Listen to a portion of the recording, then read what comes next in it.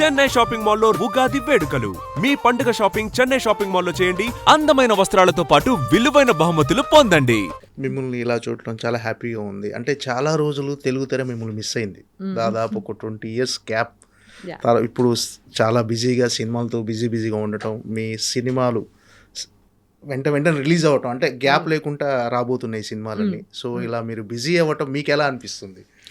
హ్యాపీగా ఉందండి. అంటే బట్ ఏంటంటే ఇది మనం ఏంటంటే ఇప్పుడు మనం సాటిస్ఫాక్టరీగా ఫీల్ అవ్వడానికి కూడా అవ్వదు, రిలాక్స్ అవ్వడానికి అసలు అవ్వదు. ఎందుకంటే ఇట్ ఈస్ అ జర్నీ. అంటే ఇది ఇలా వెళ్తుంది, ఒక ఏదో మంచి విషయం మంచి పని చేయడానికే అక్కడ నుంచి ఫ్యామిలీ లైఫ్ని కొంచెం ఐ నో కొంచెం టైం వాళ్ళతో స్పెండ్ చేయడంని సాక్రిఫైస్ చేసి వచ్చి ఏదో సాధిద్దామని వచ్చాను. So this has to go on.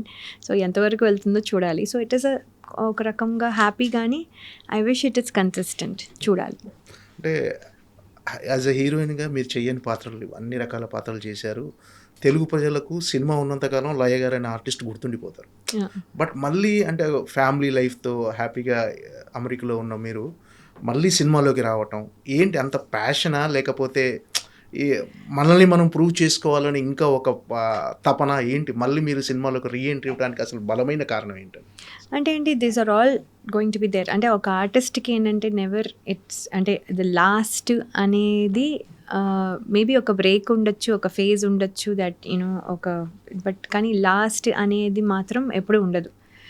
So అది ఎప్పుడూ లోపల ఉంటుంది. కానీ మనం అక్కడికి వెళ్ళిపోయిన తర్వాత, అందరూ మర్చిపోయిన తర్వాత, ఆ వాక్యూమ్ ఫిల్ అయిపోయిన తర్వాత, ఇప్పుడు లయ గుర్తుంటుందా లేదా అని కూడా తెలియని టైంలో నాకు తెలియకుండా వేణు శ్రీరామ్ గారి ద్వారా ఒక ఆఫర్ రావడం, వచ్చిన తర్వాత దాన్ని నేను అది చాలా బిలీవ్ చేశాను. ఆ ఫిల్మ్ నాకు చాలా బాగుంది, నాకు నచ్చింది, నేను చేయాలనుకున్నాను, this should be my comeback అని నేను చాలా బిలీవ్ చేసి చేయడం.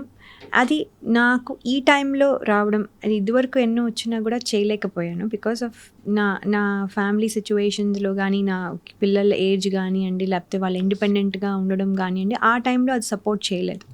సో ఇప్పుడు నాకు కరెక్ట్ టైంగా అనిపించింది. అండ్ దెన్ మనం వచ్చినప్పుడు తీసుకోవాలి. సో లైక్ ఐ సెడ్, మనం క్రియేట్ చేసుకోలేం కాబట్టి ఇంకో 10 years అయ్యాక చేస్తాను అన్నప్పుడు నాకు అప్పుడు రాకపోవచ్చు. సో వచ్చినప్పుడు తీసుకోవాలి అనే పాయింట్లో ఇప్పుడైతే నాకు కరెక్ట్గా ఉంది. ఇప్పుడైతే నేను మేనేజ్ చేయగలను. Everything can be fallen and everybody agreed. మా హస్బెండ్ ఒప్పుకున్నారు, మా పిల్లలు కూడా ఒప్పుకున్నారు. వాళ్ళు ఎవ్వరు ఒప్పుకోకపోయినా ఇది జరిగేది కాదు మళ్ళీ. సో వాళ్ళు ఒప్పుకొని వాళ్ళు ఎంకరేజ్ చేసి ఇన్ఫ్యాక్ట్ నన్ను ఇక్కడ పంపించడం అనేది ఈ టైంలో జరిగింది కాబట్టి ఇదంతా అయింది. దాని తర్వాత నుంచి ఏమైందంటే అలా ఎంట్రీ అయిన తర్వాత నుంచి ఇంకా బాగా చేయాలి. మనల్ని పంపించారు, మనల్ని నమ్మి నువ్వు నీ ప్రయత్నం నువ్వు చేయి అని చెప్పి నన్ను సపోర్ట్గా ఉండి పంపించారు. ఇప్పుడు నేను ప్రూవ్ చేసుకోవాలి అని ట్రై చేస్తున్నాను. ఉన్న ఆపర్చునిటీస్లో చేయగలను కాబట్టి సో విల్ సీ. అంటే మీ బిగ్గెస్ట్ సపోర్ట్ ఫ్యామిలీ. ఈరోజు మీరు మళ్ళీ సెకండ్ ఇన్నింగ్స్ డెఫినెట్గా అండి. అసలు వాళ్ళు కొంచెం అటు ఇటు బాధపడినా నేను చేయలేను. 100%. అది మా పేరెంట్స్ అవేనండి. ఇదివరకు మా పేరెంట్స్ ఉండేవాళ్ళు, ఇప్పుడు ఇది. అంటే వాళ్ళకి నచ్చకుండా, వాళ్ళు కన్విన్స్ అవ్వకుండా మీరు ఏమైతే అయ్యింది, నేను మాత్రం నాకు కావాల్సింది చేస్తాను అనే ఫ్యామిలీ అట్మాస్ఫియర్లో ఎప్పుడు పెరగలేదు. So we take a collective decision. అందరికీ ఓకేనా, అందరూ ఓకేనా, కొంచెం ఇబ్బంది అయినా పోన్లే పర్వాలేదు, ఇబ్బంది అయితే వద్దు, లేదు కొంచెం ఇబ్బంది అయినా ఇదేముంది, ఇది పెద్ద ఇబ్బంది కాదు, మనం ఓవర్కమ్ చేద్దాం, బట్ నువ్వు ఏదో వెళ్ళి చేసిరా, బికాజ్ నీకు వచ్చినప్పుడు చేయగలవు and that's a time for everything. So ఆ టైం నీకు వచ్చింది, నువ్వు వెళ్ళి చేసిరా. ఏముంటే అదే నువ్వు మా పిల్లలు అయితే అన్నారు, మమ్మీ నాకు వస్తే నువ్వు అదే చేస్తావుగా, మమ్మల్ని పంపిస్తావుగా, నేను వేరే ఊర్లో నాకు కాలేజ్ వస్తే నువ్వు పంపిస్తావుగా చదువుకోవడానికి, సో అదే అనుకో, నువ్వు కూడా వెళ్ళి ఏదో చేస్తున్నావు కదా అని వాళ్ళు మెచ్యూర్డ్గా మాట్లాడుతూ, అంటే వాళ్ళు అక్కడ అలాగే పెరుగుతారు కాబట్టి. సో ఇదన్నీ నాకు వర్క్ అయ్యి ఈ టైంలో ఇలా జరగడం ఇలా అయింది. తర్వాత ఇంకా నెక్స్ట్ మనము కొత్తగా ట్రై చేసి కొత్తగా ఇదివరకు చేయని ఫిల్మ్స్ అన్నీ చేసి అవి అవుతే బాగుంటుంది. అదే కన్సిస్టెంట్గా ఉంటే బాగుంటుంది. So let's see. అంటే మీరు ఏదైతే ఇమాజిన్ చేసుకొని వచ్చారో, అంటే సెకండ్ ఇన్నింగ్స్లో మళ్ళీ అది అంటే ఆ వేలో ఉందా ఇప్పుడు కెరీర్? ఫస్ట్‌ది డిసప్పాయింట్ అయ్యాను. డెఫినెట్‌లీ మీకు తెలిసిన రిజల్ట్ మనకు తెలిసింది. మనం ఏదో ఒక అంటే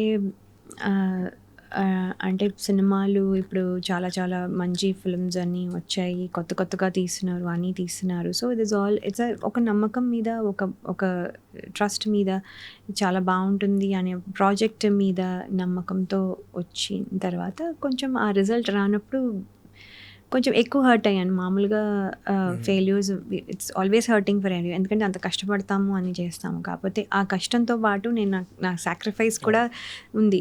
సాక్రిఫైస్ అనేది జస్ట్ ఇన్ నా పర్సనల్ లైఫ్లో సాక్రిఫైస్ గురించి మాట్లాడుతున్నాను. దట్ వాళ్ళ టైంతో వాళ్ళతో ఉండడం కానివ్వండి, ఏదో సాధిద్దామని వచ్చి అది చేయలేకపోయాను అనేది ఒక ఫీలింగ్ అయితే డెఫినెట్లీ స్ట్రాంగ్గా ఉంది. ఓకే.